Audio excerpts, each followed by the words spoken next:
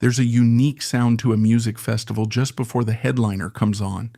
It's a mix of 1,000 conversations, distant bass bleeding from another stage, laughter.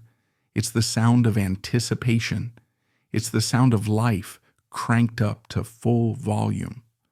On August 19th, 2010, at the Pukkelpop Festival in Belgium, that sound was electric. Tens of thousands of fans were gathered, waiting for the rock band Black Rebel Motorcycle Club. Backstage, there was a different kind of energy, a focused, professional hum. And at the center of it, at the soundboard, was a man who wasn't just another roadie or technician. He was the band's mentor, their producer, their guardian angel. And for the band's frontman, he was something more. He was Dad. His name was Michael Bean. And for anyone who knew the music of the 1980s, his name carried a weight of its own. He was the voice of The Call, one of the most passionate, intelligent, and criminally underrated bands of a generation. But on this sunny afternoon in Belgium, he wasn't a rock star. He was just a father, doing what he loved most, supporting his son. No one knew it at the time, but this perfect summer day was about to curdle into an unimaginable tragedy. There would be no dramatic on-stage collapse, no public spectacle, just a quiet, sudden, and devastating departure. This is the story of a man who wrote anthems for a generation that sometimes struggled to hear him. It's the story of a father whose love for his son was so intertwined with music that, in the end, it was where he drew his final breath. This is the tragic end they forgot to mention, the story of Michael Bean, a man who truly died for music. To understand Michael Bean, you have to understand the world his voice cut through. The 1980s was a decade of slick surfaces and glorious contradictions. On one hand, you had the shimmering, synthesized pulse of new wave and synth pop. On the other, the theatrical, high-gloss rebellion of hair metal. It was a time of booming consumerism, Cold War paranoia, and a pop culture that often prized style over substance. Into this landscape stepped a band that felt different, more earnest, more raw. Their music wasn't about escapism. It was about confrontation. It was muscular, heartfelt, and deeply spiritual. It was rock and roll, but it carried the weight of Scripture and the fire of a political rally. This was the sound of The Call, and at its heart was the soul-stirring voice and fierce intelligence of Michael Bean. Michael wasn't a product of the trendy scenes in Los Angeles or New York. He was born in Oklahoma City in 1950, a child of the American heartland. His early life was steeped in the fundamentals, faith, family, and a search for meaning that would define his entire artistic journey. He grew up in a devoutly religious household, and the language of the Bible, its poetry, its parables, its righteous anger, became embedded in his DNA. It wasn't something he would wear on his sleeve like a caricature. It was the lens through which he saw the world. As a young man, he was restless, a seeker.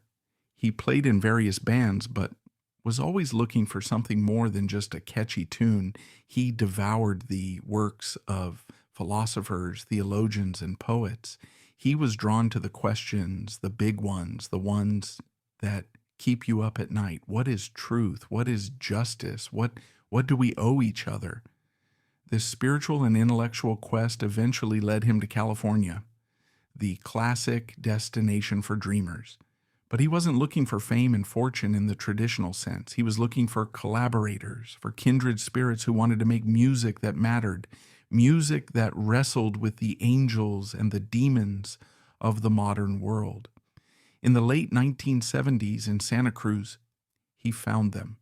With Scott Music on drums, Tom Ferrier on guitar, and later Greg Freeman on bass, the band that would become The Call was born.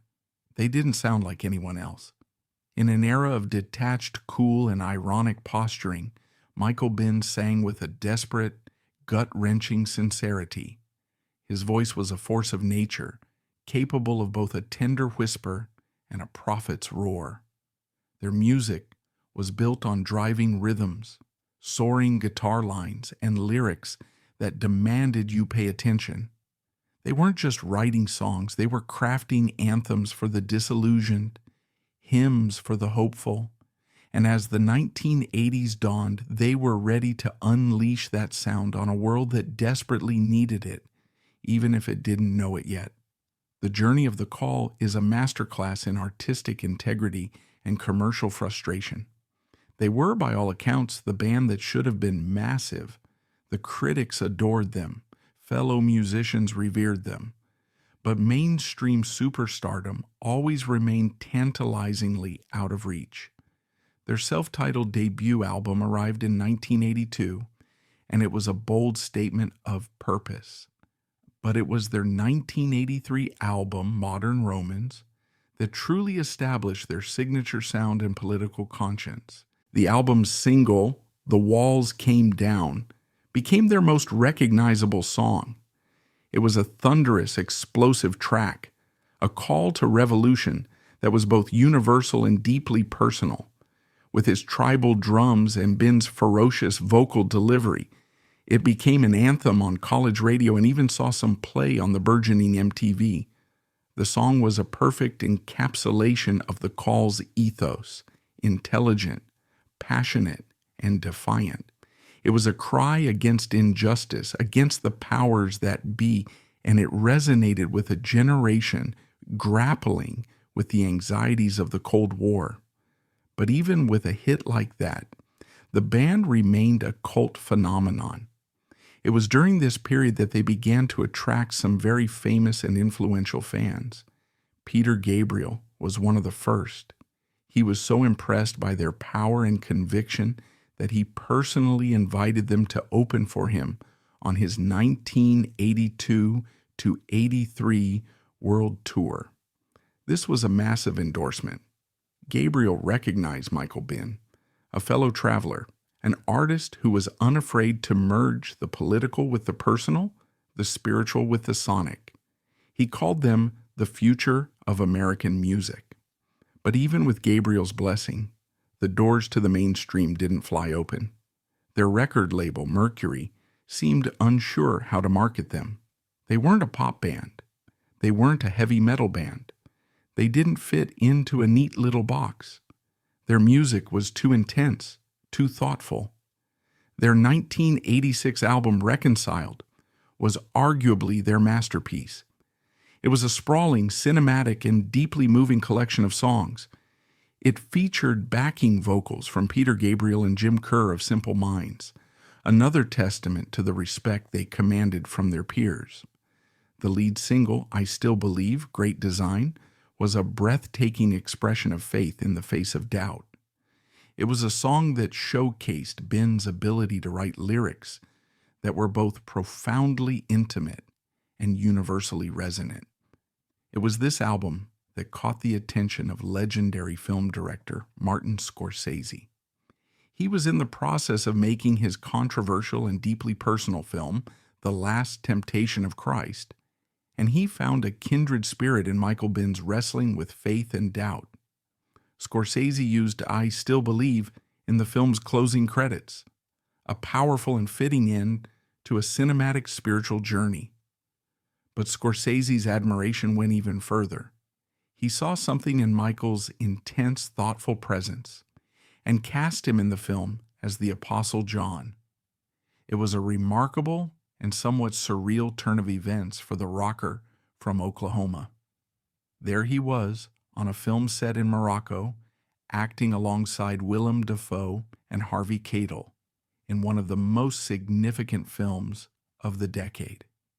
Ben would later recall the experience with humility and awe, noting that he and Scorsese spent hours talking about theology and art. He wasn't just a musician who got lucky. He was an artist whose depth was recognized by another great artist. Despite these incredible cosigns, the Call remained on the fringes. Their 1989 album, Let the Day Begin, was another powerhouse. The title track became their biggest chart hit, a blue-collar anthem of hope and perseverance that felt like it should have been on every radio station in America. It was a song Bruce Springsteen would have been proud to write. For a moment, it seemed like this was finally their time. The album was released on MCA, a major label, and the band toured extensively. They were on the cusp, but the breakthrough never fully materialized. The music industry, then as now, is a fickle beast.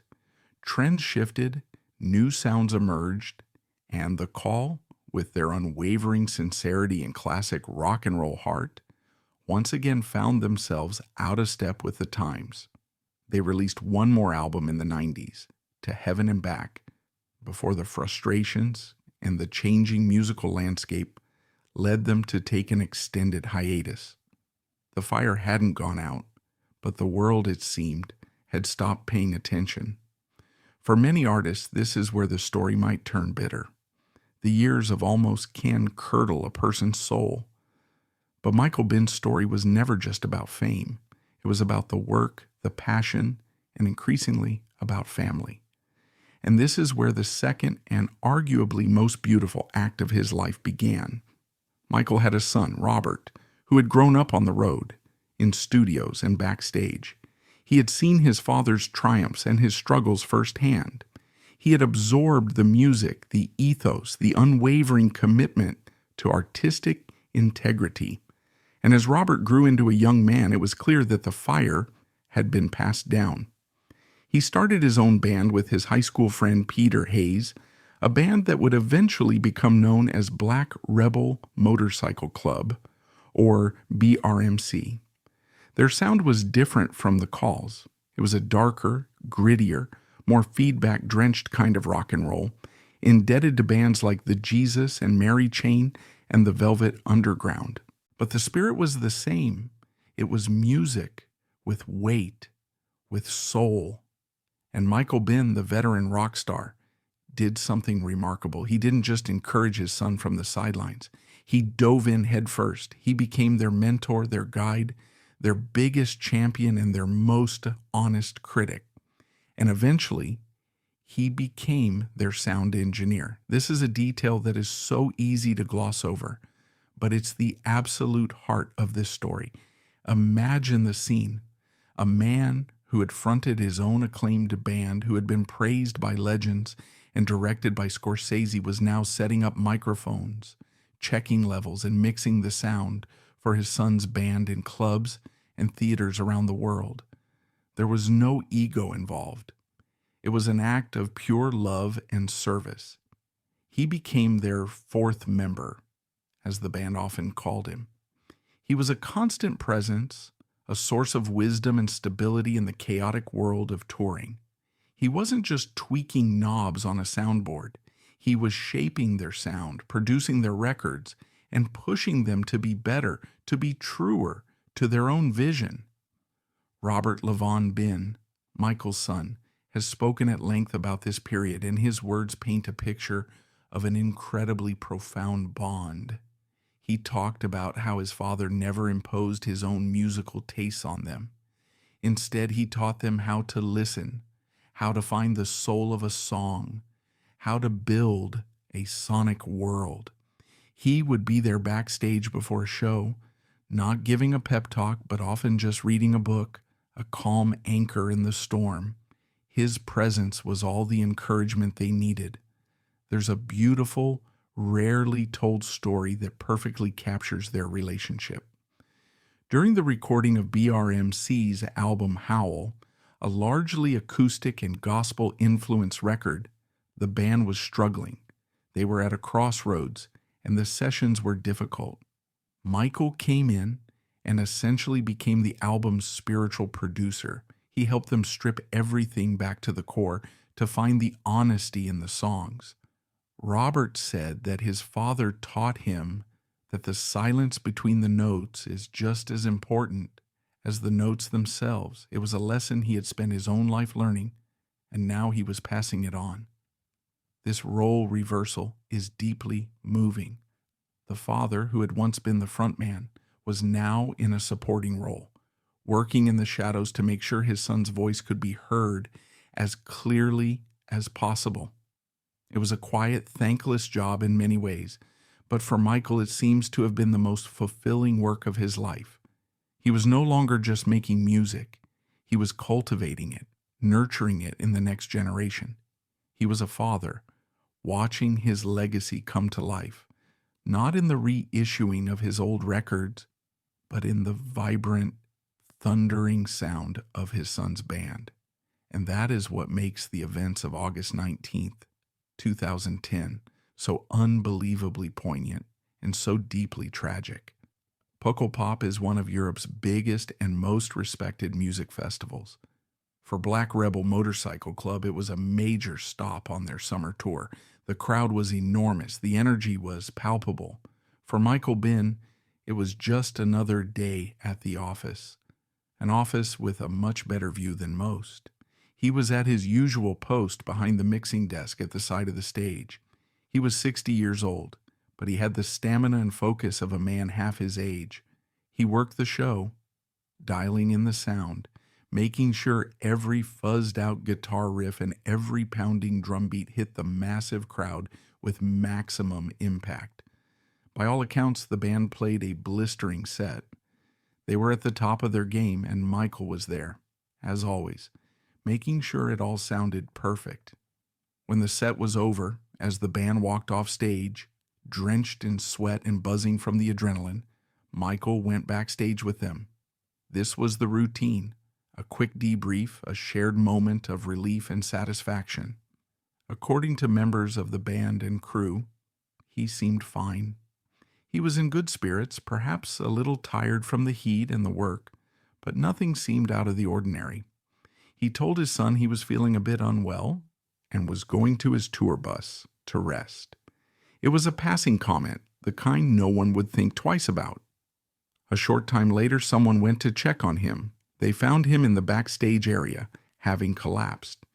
The details from here are, as they often are in moments of crisis, a blur of panic and confusion.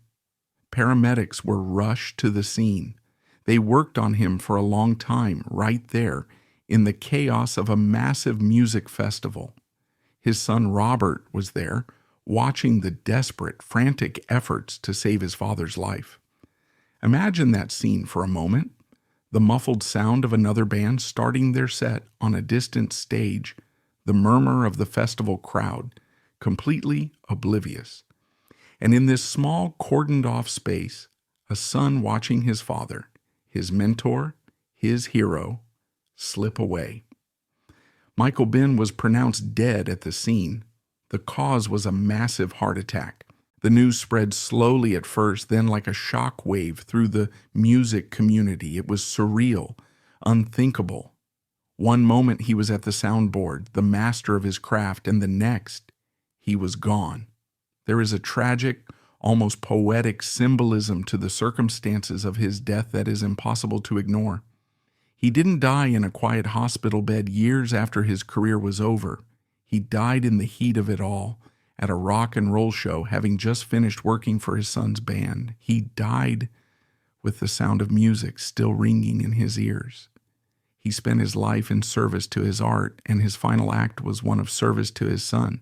It was a death and a life completely intertwined with the power of music. The aftermath was, of course, devastating. BRMC immediately canceled the remainder of their tour. Robert had to deal with the unimaginable grief of not only losing his father, but losing him in such a sudden, public, and traumatic way, thousands of miles from home. The man who had been his anchor was gone. What is the legacy of a man like Michael Bin? It's a question with two distinct but connected answers. First, there is the music of the call. In the years since Michael's death, their work has been rightfully reevaluated. The passion and intelligence that made them difficult to market in the 80s now makes them sound timeless. Songs like The Walls Came Down, I Still Believe, and Let the Day Begin are more than just catchy tunes. They are powerful statements of purpose. that feel more relevant than ever. They are songs about hope in the face of despair, faith in the face of doubt, and the relentless pursuit of justice. In a world of fleeting digital singles and manufactured pop, the sheer, raw-boned integrity of the Call's music stands out. Michael Bihn's voice, with its ragged glory and unshakable conviction, is the sound of a man who meant every single word he sang. Their albums are not just collections of songs. They are artifacts of a deeply felt, spiritual, and artistic journey. They may never be as famous as some of their contemporaries, but for those who know their music, the Call holds a sacred place. They were a band for the heart and the head, and their work endures. But Michael Bihn's greater legacy might just be the one he forged in the final act of his life. His story is a profound meditation on fatherhood, mentorship, and the passing of a torch. It completely redefines what it means to be a rock star. He demonstrated that true success isn't always measured in gold records or stadium tours. Sometimes it's measured in the quiet, selfless act of helping someone you love find their own voice. His relationship with his son and Black Rebel Motorcycle Club is a powerful counter-narrative to the cliches of rock and roll excess and ego. It's a story of humility, love, and devotion. He used his own life experience, not to overshadow his son, but to empower him. He found a deeper purpose, not in the spotlight, but in tending to the light of the next generation. In 2013, Robert Levon Bihn did something extraordinary. He brought together the surviving members of the Call for a tribute concert in San Francisco. And he stepped into his father's shoes, taking the stage as the lead singer. It was an act of incredible courage and love. For one night, he wasn't just the frontman of BRMC. He was his father's son, giving voice to the anthems that had shaped his own life. Watching the footage, you can see it's not an impersonation, it's channeling. The same fire, the same conviction, burning in a new generation. It was the ultimate testament to the legacy Michael Bihn had left behind, a legacy that lived, breathed, and sang. So how do we remember Michael Bihn? We remember him as the voice that made the walls come down, the writer who wrestled with God and doubt and poured it all into his music. The artist was so respected that legends from music and film sought him out as a peer. But more than that, we should remember him as the father who stood behind the soundboard, a quiet guardian watching his son take the stage. We should remember him as a man who understood that a legacy isn't something you leave behind. It's something you pass on. His life was a testament to the idea that the greatest art we can create is not always a song or a painting, but the love and support we pour into others. He died backstage at a music festival, a place that, for him, was both a workplace and a sanctuary. It was a tragic, heartbreaking end. But in its own devastating way, it was also perfect. He left this world in the place he belonged, surrounded by the two things that gave his life its ultimate meaning, music and family. His story is a poignant, powerful reminder that a life lived with passion, integrity, and love right up to the very last moment is a life that truly matters. And the echo of his voice, both in his own songs and in the music of his son, will never fade away. We're done for today. Thanks so much for watching. If you found this helpful, smash the like button, comment below, and hit subscribe for more great content coming your way soon.